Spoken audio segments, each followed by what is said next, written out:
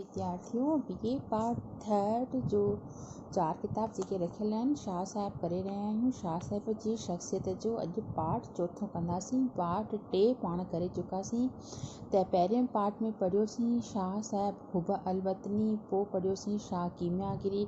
त शाह कीमियागिरीअ जा 2-3 पार्ट करे चुकासीं। अॼु चौथों पार्ट कंदासीं। त उन में शाह साहिब पहिरें 2 पार्ट में इहो ख़्याल जी कीमियागिरीअ बाबति शाह लतीफ़ तमामु सुहिणा मिसाल ॾिना। जीअं त हिन में सुहिणीअ जो मिसाल ॾिनई, ससुईअ जो ॾिनई। त टोटल चवण जो मतिलबु इहा आहे त शाह साहिब पंहिंजी कीमियागिरीअ जो समूरो ज़ोर पंहिंजे हीरोइन मथां लाथो, जिन खे फर्श तां खणी वञी अर्श ते पहुचायईं। चूंडे चूंडे हिन हेठिएं तबिके जी सोसाइटीअ मां पंहिंजूं हीरोइन्स कढियईं, पोइ वियो उन्हनि खे सोन कंदो। तां जो खेनि एॾो त मथे खणी वियो जो अॼु मथीअ खां मथीअ सोसाइटीअ वारा माण्हू बि उन्हनि खां इज़त जी नज़र सां ॾिसंदा आहिनि। अॻिते ॿुधाए थो शाह साहिब त कंहिं बि ज़बान जो अदब हक़ीक़त में उन ई मुल्क जे समाज जी सची पची तस्वीर खे चइबो आहे ऐं समाज जो वॾो हिसो जिते किथे ग़रीबनि जो आहे।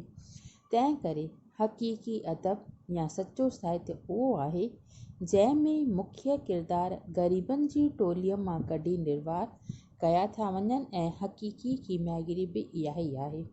इंग्लैंड जे मशहूरु शाइर शेक्सपियर जूं हीरोइन्स ॾिसो त सभु अमीर माण्हुनि जूं धीअरूं, वॾी सोसाइटीअ जूं छोकिरियूं आहिनि जे शाह साहिब जी हीरोइन्स जे भेट में नथियूं अची सघनि।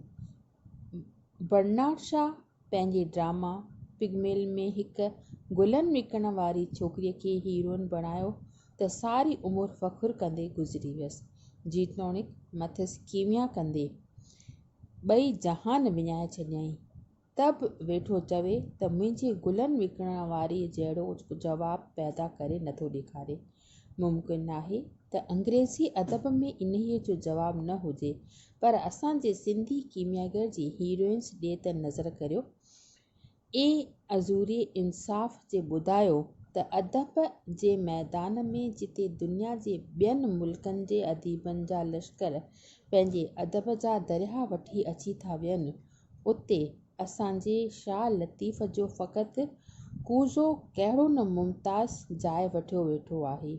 मारवी धनारुण हुई, चवे थी त मूंखे मारवणनि सुञ ॻणाई सेज में, ऐं जा चवे थी त लाउन लहण महल बि सोन बराबरि सॻड़ा मूंखे ॿाहूं ॿधाऊं।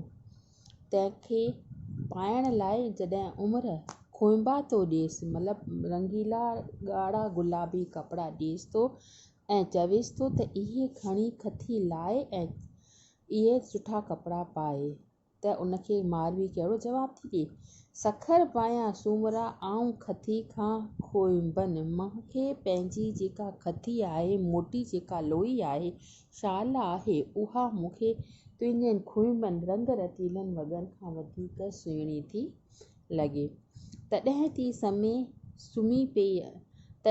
सुम्ही पई आहे ऐं जॾहिं उमिरि थो चवेसि त हंधनि ते सुम्ह त उहा चवेसि थी त आऊं कीअं सवणे सुम्हां मूंवर घारे विल। जॾहिं उमिरि तंग थी करे तॾहिं थी चवे त लोईआड़ी आहियां वारियां तन वर्ग, सांढियमि सुपरीअ लाइ लोईअ अंदरि लक, कंद कासो पट पासो ॾिनमि तन तर्क, संदो मारो हक़ जा जियां तां पाड़ियां। ख़्यालु फ़रमायो त इहा कैरेक्टर जी चोटी आहे या न। सुहिणी कुंभारनि त नज़र आयो, किथे रहिया ठिकर जा दिला ऐं मटका ऐं विकिण, ऐं किथे रहिया तसवुर जा बारीक़ ऐं पाक ख़्याल जे हिन कुंभारनि जे हर हिकु सिट मां पिया तजला ॾियनि। हिकु ई सबक़ु अहिड़ो ॾिनो अथसि जो लख लहे। चवे थी त पाण में खणज पाण सी वसीला विञाए, इश्क सां उठाए पेर पिरियां जे पार ॾे। ईअं पियो सम्झिजे त ॼण ख्वाजा फरीद अल दीन अतार जो रूह इन हिकु सिट में वञी छॾियो आहे, समाए छॾियो आहे। अॻिते अञा ॾिसे त खणी थो पुछेसि त तो खयों छा आहे? त चवे थी त जीअ खे साण पिरियां जा सूर, तंहिंखे नदी नाहे निगाह में। जंहिंखे पिरीअ जा सूर हूंदा उन जे अॻियां केतिरो बि घाटो समुंड नदियूं हुजनि उनखे लेखे में बि की न ईंदियूं। वरी ससी ब्राह्मण जी ॼाई धोबीअ निपाई ॿ रोज जे निकाह में आई। उस्ताद जी कीमियागरीअ जो करिश्मो ॾिसो त बराबरि पितल मां सोन करे छॾियईंसि या न। जंहिं शुरूअ में ई थिए चयो न समी न सूमरी न आऊं जित ओठी आऊं उन्हनि मां आहियां जे ॿांभण पढ़नि पोथी। सा उस्ताद जे फ़ौजी किताब जा उस्ताद जे फ़ौजी मौत में असर हेठि अची करे बि ईअं थी चवे त हिकु अहिड़ो नुक़्तो थी कढे जो अकुलु हैरान थियो वञे। उर्दूअ जे शाइर ग़ालिब जॾहिं ही शेर पढ़ियो तॾहिं चवे थो त इसी को देख सकता है कि यगाना या यकता जो दुई की बू भी होती तो कई दो चार होता। त मंजलिस मां डाहूं निकिरी वेयूं हुयूं। दाद मिली वियुसि त हिन खां पोइ कोई तसवुफ़ ते लिखे त छा लिखे, जंहिं ते पाण चयईं या मसाल तसवुफ़ या बयां तेरा ग़ालिब तुझे हम वली समझते जो न बाद ख़वार होता। जे हाणे जेकॾहिं ग़ालिब इन्हीअ हिकु सिट लिखण ते वली थो वञी सघे त ससवी यकीनन ओलियाए हुई, माना परमात्मा जी रूप हुई। उहा चवे थी त पेही जा पाण में कयम रूह रिहाण न की डूंगर ॾेह में न की कंहिंजनि काण पुन्हूं थियसि पाण ससुअ तां सूरहा। मशहूरु शाइर रॉबर्ट ब्राउनिंग जे हिकु ड्रामा पीपा पासिस खे तनक़ीद कंदे हिकु अंग्रेज़ चवे थो त जंहिं वक़्तु हीरो ऐं हीरोइन ॿई मरनि था उन्हीअ वक़्तु हीरोइन जे ज़बान मां ई लफ़्ज़ कढाइण या ख़ुदा रहम कर मूं ते न हिन ते। इहो फ़क़ति ब्राउनिंग जो कमु हो। दुनिया जे अदब में अहिड़ो मिसाल कोन्हे जो मरण वक़्तु बि पाण खे विसारे ॿिए जे लाइ दुआ घुरिजे। अचो त ससूअ खे इन्हीअ रोशनीअ में ॾिसूं त मुसलमाननि जो अक़ीदो आहे त मरण खां पोइ जॾहिं जनाज़े खे क़ब्र दाख़िल कयो थो वञे त मुनकर ऐं नकीर नाले बि ॿ फ़रिश्ता अची मुर्दे खां पुछंदा आहिनि त मन रब की वमा दीन की याने केरु आहे तुंहिंजो रब ऐं कहिड़ो आहे तुंहिंजो दान।